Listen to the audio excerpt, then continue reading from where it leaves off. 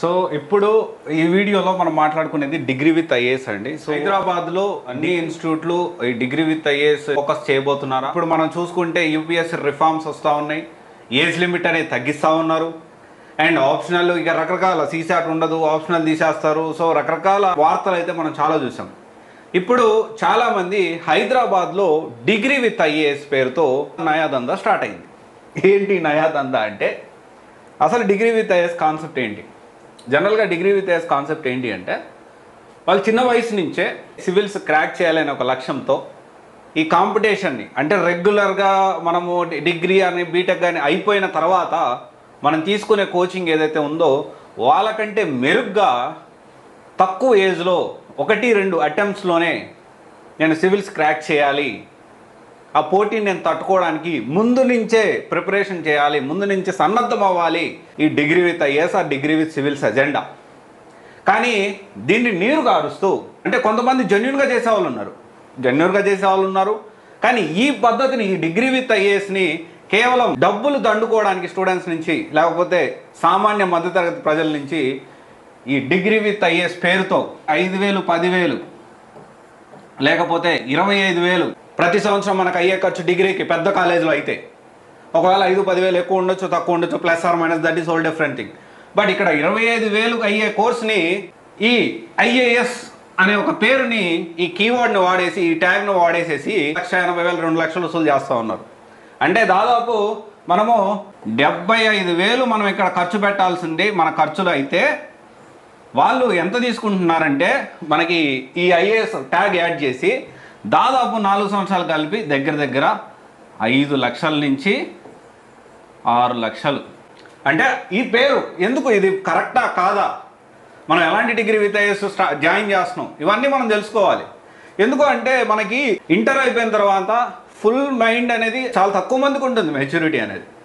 So ఎక్కువగా ఏంటి అంటే 99% పిల్లలు తప్పుదోవ అంటే వాళ్ళకి చాలా ఇంట్రెస్ట్ ఉంటుంది, సివిల్స్ ప్రిపేర్ అవ్వాలి, సివిల్స్ క్రాక్ చేయాలి, వాళ్ళకి అన్ని ఫెసిలిటీస్ ఇచ్చి వాళ్ళు ఒక క్యాంపస్లో ఉంచి అక్కడే సివిల్స్ కోచింగ్ జరుగుతుంది, అక్కడే డిగ్రీ క్లాసులు జరుగుతాయి, ఓకే, అక్కడే సివిల్స్ కోచింగ్, అక్కడే డిగ్రీ క్లాసులు, వాళ్ళ ఒక వాతావరణం అట్మాస్ఫియర్ క్రియేట్ చేసి దానికి సంబంధించే చాలా యాట్రిషన్ ఉంది. యాట్రిషన్ అంటే ఫస్ట్ ఇయర్ జాయిన్ అయ్యి సెకండ్ ఇయర్ మానేసే వాళ్ళ సంఖ్య దాదాపు 100లో 30 నుంచి 40 మంది. అరే this is not my cup of tea, లేకపోతే రకరకాల కారణాలు అక్కడ జాయిన్ అయిన ఇన్స్టిట్యూట్ చెప్పింది వీళ్ళకి అర్థం కాకపోవచ్చు, లేకపోతే వాళ్ళు కరెక్ట్గా చెప్పిన ఈ పిల్లలు దాన్ని కరెక్ట్గా అర్థం చేసుకోలేకపోవచ్చు.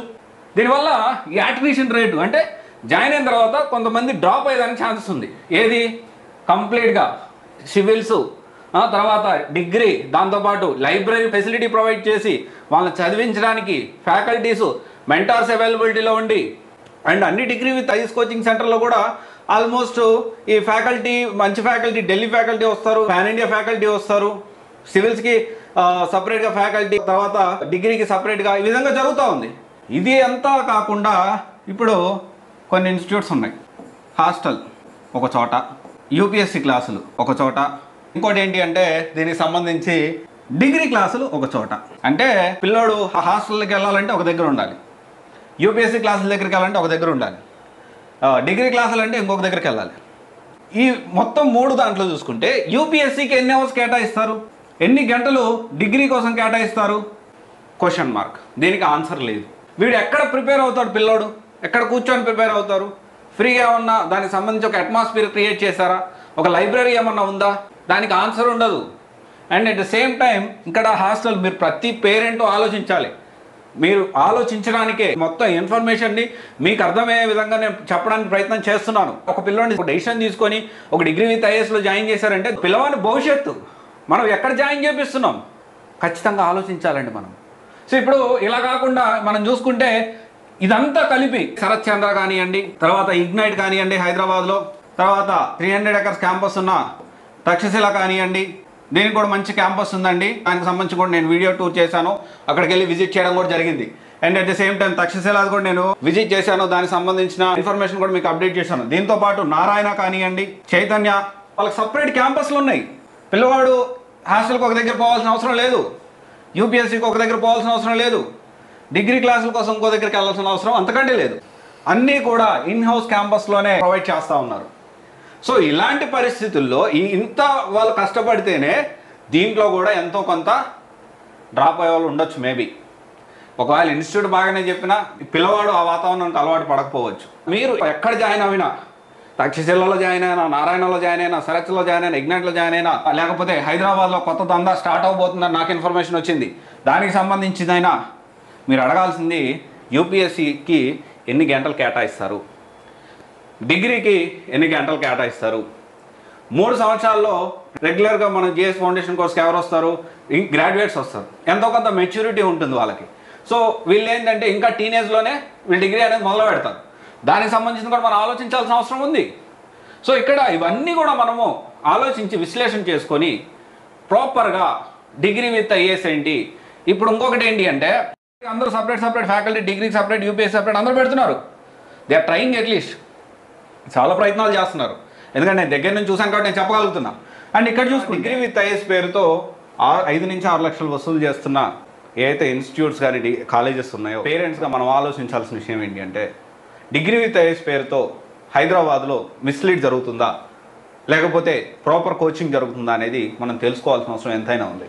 అండ్ మీరు జాయిన్ అయ్యేటప్పుడు మీరు కొన్ని విషయాలు ఖచ్చితంగా మీరు డిగ్రీ విత్ ఐఏఎస్ ఇన్స్టిట్యూట్ ఏదైనా కానీ అడగాలి. ఫస్ట్ పాయింట్, హాస్టల్ ఒక దగ్గర, యూపీఎస్సీ ఒక దగ్గర, డిగ్రీ క్లాసెస్లో ఒక దగ్గర అంటే దానికి సంబంధించి పిల్లవాడికి ఎంతవరకు న్యాయం జరుగుతుంది, ఎన్ని అవర్స్ కేటాయిస్తారు, దీనికి సంబంధించి చదువుకోవడానికి ఎలా పాసిబుల్ అవుతుంది, వాళ్ళు చదువుకునేటప్పుడు ఏ విధంగా డౌట్స్ క్లియరెన్స్ ఉంటుంది. యూపీఎస్సీ చెప్పే ఫ్యాకల్టీయే డిగ్రీకి కూడా, అంటే జనరల్ ఫౌండేషన్ క్లాసులు ఎవరైతే మంచి ఫ్యాకల్టీ మీరు పెడుతున్నారో, లేకపోతే మంచి ఫ్యాకల్టీ వస్తారో, మంచి ఫ్యాకల్టీ మార్కెట్లో అవైలబిలిటీలో ఉన్నారో, దానికి సంబంధించి డిగ్రీ విత్ ఐఏఎస్ కూడా మీరు అదేవిధంగా వాళ్ళ స్టూడెంట్స్ కూడా ఇవే మంచి ఫ్యాకల్టీని పెడుతున్నారా లేదా అని ఖచ్చితంగా అడగాలి. అండ్ దెన్ ఎన్ని అవర్స్ కేటాయిస్తున్నారు అనేది అడగాలి. ఫస్ట్ ఇయర్ ఏంటి ప్లాన్, ఏమేమి చేస్తారు, సెకండ్ ఇయర్ ఏమేమి ప్లాన్ చేస్తారు, థర్డ్ ఇయర్ ఏమేమి ప్లాన్ చేస్తారు. అండ్ ఇంకోటి వచ్చేసి ఏంటి అంటే పిల్లలు ఈ టీనేజ్లో ఉన్నప్పుడు మన పిల్లోడు ఖచ్చితంగా ఇబ్బంది లేదు, వీడు డైరెక్ట్గా మా పిల్లోడు హాస్టల్కి వెళ్తాడు, యూపీఎస్సీ క్లాసులకి వెళ్తాడు, డిగ్రీకే వెళ్తాడు, మధ్యలో చిన్న ఎన్ని డీవియేషన్లు వచ్చినా, ఎవరు ఎంతో చెడగొట్టినా, ఒక ట్రాకింగ్ లేకపోయినా వానికి సెల్ఫ్గా ఇంట్రెస్ట్ ఉంది మా పిల్లలకి అంటే ఖచ్చితంగా మీరు ఆలోచించవచ్చు. కానీ అన్ఫార్చునేట్లీ 99% పిల్లలు కొంత చిన్న పిల్లలు కాబట్టి టీనేజ్లో ఉంటారు కాబట్టి డీవియేషన్ అయ్యేదానికి ఛాన్స్ ఉంటుంది. ఎందుకంటే ఇక్కడ కంట్రోల్ లేదు, దెర్ ఇస్ నో కంట్రోల్. జనరల్గా ఎందుకు కొనిస్తాం సెల్ ఫోన్ని, ఎడ్యుకేషన్ పర్పస్ వాడుకోవాలని పిల్లలకి మనం సెల్ ఫోన్ కొనిస్తాం. కానీ వాళ్ళు ఏం చేస్తారు, తెలియకుండానే గేమ్స్ అని అవని ఇవని అన్వాంటెడ్ థింగ్స్, ఈ లేకపోతే సోషల్ మీడియాలో కానీ ఈ విధంగా ఏంటి అంటే వాళ్ళ టైం అనేది ఎక్కువ వేస్ట్ చేసుకుంటూ ఉంటారు. కొంతమంది ఫోన్ని చాలా బాగా వాడుకుంటారు కూడా. కొన్ని ఇన్స్టిట్యూషన్స్లో ఫోన్ కూడా ఎలా ఉండదు, వాళ్ళు ఇంకా టీనేజ్లో ఉంటారు కాబట్టి ఫోకస్ ఎప్పుడు స్టడీ మీద ఉండాలి. ఓకే, కొంత మెచ్యూరిటీ వచ్చిందాక మనం ఖచ్చితంగా పిల్లల్ని కాపాడుకోవాల్సిన అవసరం ఎంతైనా ఉంది. అండ్ తర్వాత వచ్చేసి రిఫండ్ పాలసీ ఒకటి ఖచ్చితంగా అడగాలి. 2 పాయింట్లు మాత్రం మీరు ఖచ్చితంగా ప్రామిస్ తీసుకోండి. ఇది ఏ డిగ్రీ విత్ ఐఏఎస్లో జాయిన్ అయినా కానీ, ఏ ఇన్స్టిట్యూట్ అయినా కానీ రిఫండ్ పాలసీ ఒకటి. 2, ఫస్ట్ ఇయర్లో నేను డ్రాప్ అవుట్ అయ్యాను అనుకుందాం. ఫస్ట్ ఇయర్ అయిపోయిన తర్వాత నాకు ఇన్స్టిట్యూట్ నచ్చలేదు. ఇన్స్టిట్యూట్ నచ్చకపోతే మనం ఏమి ఇబ్బంది పెట్టకుండా మన డిగ్రీ కంటిన్యూ చేసేలాగా వీళ్ళు సపోర్ట్ చేస్తారా, దానికి సంబంధించి కంపల్సరీ ఈ పాలసీ అనేది మీరు కంపల్సరీ ప్రామిస్ తీసుకోవాలి, ఆన్ పేపర్ కూడా తీసుకోవాలి.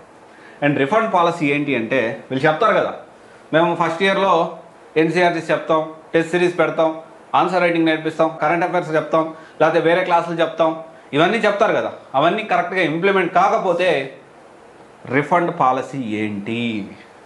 ఎందుకంటే ₹1, ₹2 కట్టలేదండి. మనం కడుతుంది ఏంటి, దాదాపు 2 లక్షలు కడుతున్నాం. 1,60,000 నుంచి 1,80,000 ఉంటుంది. దాంతోపాటు ఆ పిల్లోడికి ట్రాన్స్పోర్ట్ ఫీజులు, దాంతోపాటు ఖర్చులు, బుక్స్ ఖర్చులు, ఇవన్నీ కలిపి సంవత్సరానికి ₹1,00,000 అదనంగా అవుతుంది. మనము ఇన్స్టిట్యూట్ కట్టేది 6 లక్షలు అయితే దాంతోపాటు ప్రతి సంవత్సరం అదనంగా 1,00,000, అంటే 3 సంవత్సరాలు కలిపి దాదాపు 3 లక్షలు, అంటే దాదాపుగా 8 నుంచి 9 లక్షలు మనం ఖర్చు పెడతా ఉన్నాం. నేను సివిల్స్ ఎగ్జామ్కు సంబంధించి సివిల్స్ ఎగ్జామ్ ఏదైతే ఉందో క్రాక్ అవుతుంది, లేకపోతే సివిల్స్ ఎగ్జామ్ ఖచ్చితంగా గ్యారంటీ ఇస్తారా నాకు ర్యాంక్ వస్తుందని. ఎందుకంటే కొందరు ఢిల్లీలో చేస్తున్నారండి, ఖచ్చితంగా ప్రిలిమ్స్ క్లియర్ చేస్తామని చెప్పి పిల్లల దగ్గర నుంచి లేకపోతే రిఫండ్ అన్నట్టు ఏదో మాట్లాడతారు, ప్రమోటింగ్ చేసుకుంటున్నారు. బట్ రియాలిటీలో లేదు, ఢిల్లీలో మాట్లాడుతున్నాను. హైదరాబాద్లో అట్లా ఎవరు చేయట్లేదని నాకు తెలుసు. ఒకవేళ చేస్తుంటే దాన్ని ఖచ్చితంగా నేను బయటపెడతా. అయితే ఫస్ట్ ఇయర్ అయిపోయిన తర్వాత ఎలాంటి ఇబ్బంది లేదు, ఎందుకంటే చెప్పలేము. కొన్నిసార్లు ఇన్స్టిట్యూట్ అనేది బాగా చెప్తుండొచ్చు, కానీ మనమే దాన్ని క్యాచ్ చేయలేకపోతుండొచ్చు. అండ్ లేకపోతే మనకి రకరకాల ఫైనాన్షియల్ ఇబ్బందులు ఉండొచ్చు, లేకపోతే మనకు 1 ఇయర్ సరిపోతుంది. అక్కడ మన వాతావరణం చూసిన తర్వాత అశోక్ నగర్లో కానీ లేకపోతే ఈ సివిల్స్ వాతావరణం చూసిన తర్వాత ఇంత డబ్బులు ఖర్చు పెట్టకుండా తక్కువ ఖర్చులో మనం ఓన్లీ జిఎస్ ఆల్రెడీ తీసేసుకొని ఆప్షనల్ ప్రిపేర్ అవుతూ తర్వాత ఆన్సర్ రైటింగ్ ఒకటి, పర్సనల్ మెంటారింగ్ ఒకటి అవసరం మనకి, దాంతోపాటు టెస్ట్ సిరీస్ అవసరం, అంతవరకే తీసుకుందాము, ఎక్కడ బాగుంటే అక్కడ తీసుకుందాము. సో సంవత్సరాన్ని 2 లక్షలు ఇక్కడ ఎందుకు ఖర్చు పెట్టాలి అనే ఆలోచన మనకు వచ్చిన ఈ ఫస్ట్ ఇయర్ తర్వాత ఎలాంటి ఇబ్బంది పెట్టకుండా మన సర్టిఫికేట్ మనకి ట్రాన్స్ఫర్ కానివ్వండి, ఎలాంటి ఇబ్బంది మమ్మల్ని పెట్టము అనే ప్రామిస్ మీరు తీసుకోవాలి.